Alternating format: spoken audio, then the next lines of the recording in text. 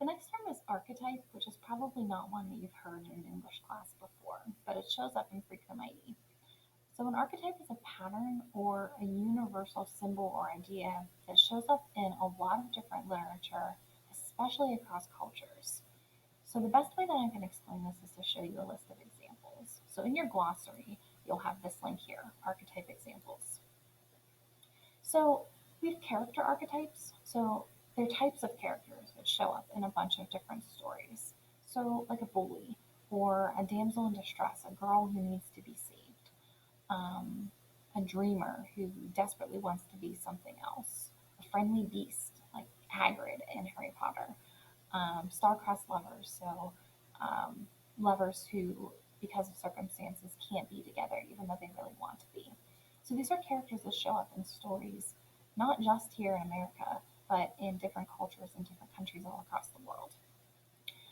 We also have situation archetypes. So these are like story formats that show up in a bunch of different cultures.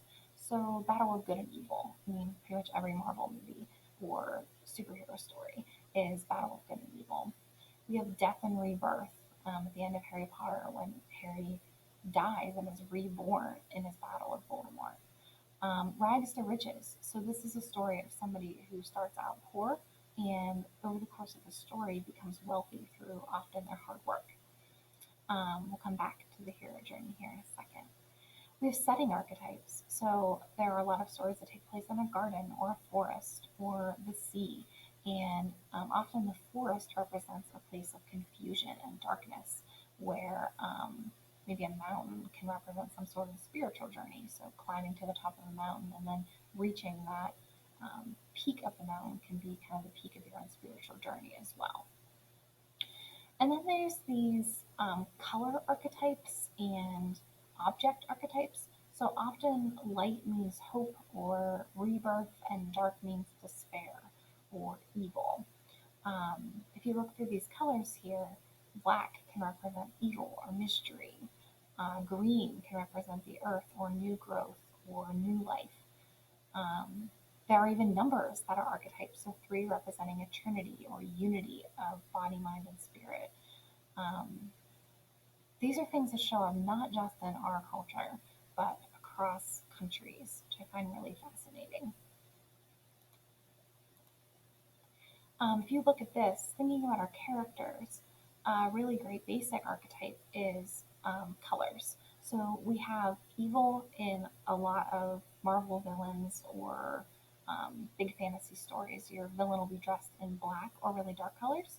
So we have the Wicked Witch of the West in Wizard of Oz. We have Voldemort who shows up in a black cloak, and we have Darth Vader who wears a whole black uniform and carries a red lightsaber.